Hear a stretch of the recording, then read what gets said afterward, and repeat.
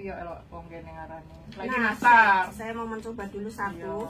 Aku ya ora apa-apa lah kok. Aku ngedut tapi aku ndelok jalan langsung ya. Masuk, suaranya kerungu. Heeh. Nah, Enak ora? rasanya Jujur, itu ya. jujur enak. Enggak anggot gitu loh menurutku, Ge. Gak lebih. Oh, gua angkotnya apa ya, Mbak? Angkot itu apa sih? Enak. Enggak enak. Nah, Ini kalau makan ini tuh pengennya makan terus. makan terus. Nggak Bikin menurutku. ketagihan. Mm-mm. Mau bikin ketagihan. Nah, yang mau saya tanyakan itu awal mulanya sampean kok iso gawe iki lho, Mbak, iki piye? Kalau ini produksi kacang ini memang produksi keluarga di Surabaya dan ini udah bertahun-tahun.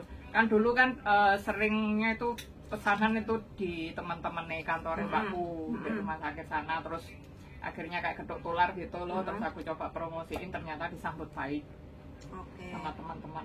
Teman-teman di sini ya. Iya, teman-teman Jadi di usaha sini. ini Home berlangsung industry. berlangsung sampai sekarang ya, Mbak Iya. ya. Kalau dari Surabaya sih usahanya udah lama, cuma aku ini udah megang 1 tahun lebih.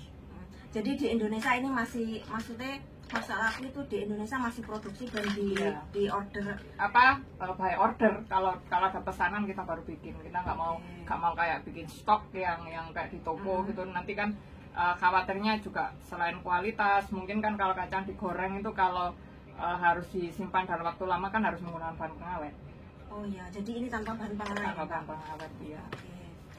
Terus ini selanjutnya ada nastar. Ini iklan sih ceritanya. Hah? Iklan. Ayo, nggak apa-apa, silakan. Ini adalah Kan bebas. Mbak Diana Anzumi ini saya itu mau memberikan contoh kepada teman-teman bahwa kita itu selain sebagai TKW ya, kita itu di sini itu masih bisa mengisi hari-hari kita dengan keterampilan yang lain yang sekiranya itu bermanfaat bagi kita dan bermanfaat bagi orang lain. Nah ini Mbak, tolong dijelaskan nastar ini awal mulanya juga gimana, karena dulu itu saya itu lihatnya sampai itu produksi yang Hongkong.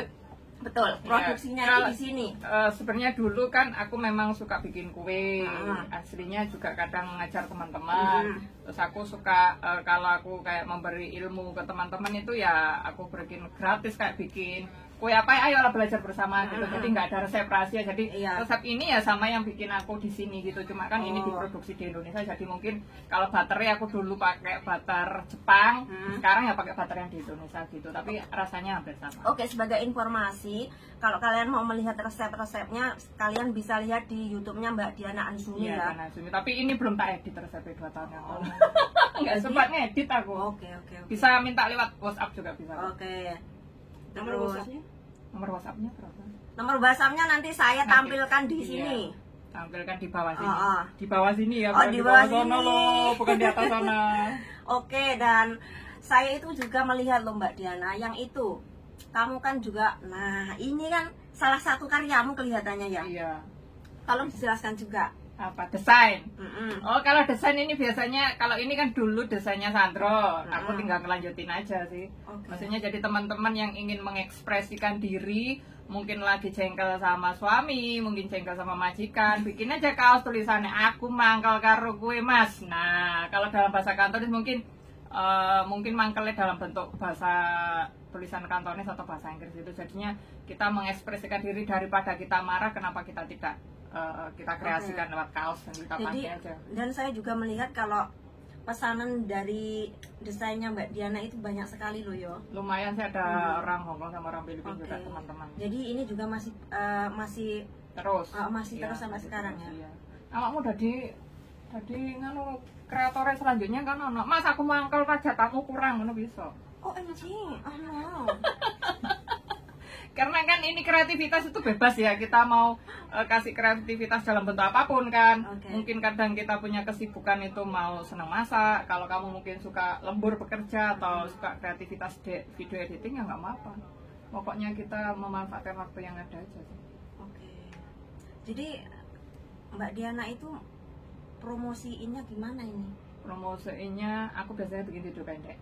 Terus tak lempar deh sosial media, tapi kecuali TikTok ini sama anakku suruh bikin TikTok juga, tapi aku belum paham karena di Hongkong kan nggak ada, jadi tak lempar videonya sedikit, terus tak bikin slide yang sekiranya menarik untuk pesanan.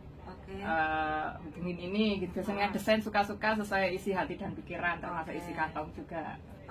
Kan untuk menarik kita harus tahu teknik-teknik promosi itu gimana. Soalnya kan dulu aku mantan sales. Aku dari SD kan jualan makanan. Terus lulus SMA aku jadi salesnya di PT Ceres, jadi semua kayak perusahaan PT Koni mereka juga berarti mungkin itu juga basic dasar juga. Jadinya suka promosi, terus promosi jualannya temen. Kan seneng kan cowoknya dodolannya payu kan seneng. Nah terus ada satu lagi. Apa? Karena Mbak Diana Anzumi ini adalah seorang BMI yang multi talenta, jadi saya itu mau mengulik tuntas tentang kehidupannya dia. Nah satu lagi yang itu apa? Desain video editing, Mbak. Video editing. Nah ini itu ada juga salah satu keahliannya Mbak Diana Anzumi, dia itu sangat jago untuk video editing teman-teman. Sebenarnya kalau jago sih enggak sih, cuma mungkin temennya udah luas ya, jadinya dari situ sih. Jadi itu kalau misalkan temen itu gimana sih Mbak? Belajarnya? Awal mulanya sampean kok bisa menjadi orang yang membuka jasa video editing itu gimana caranya? Kalau aku dulu sih sebenarnya tahun 2018 itu sih pengaruh Sandro, kan aku masuk komunitas kan 2019, cuma aktifnya kan mulai tahun 2020. Nah di situ itu aku kadang diminain tolong teman, suruh syuting, suruh apa itu, tapi dia dapat juara 1 di KJRI. Ya situ kan dia kan, meskipun aku di balik layar, terus aku suka masak, terus tak bikin video tuh, aku tuh pinginnya videonya yang kayak gini gitu. Aku kadang kan lihat food videografinya orang di video YouTube, akhirnya aku pingin gitu, punya keinginan bagaimana sih cara edit yang baik. Akhirnya aku ulik-ulik sendiri menggunakan HP sambil lihat referensi video tutorial itu. Akhirnya setiap ada waktu itu aku ngedit. Kayak lagi istirahat 5 menit ya aku ngedit, lagi kamar mandi ya ngedit gitu.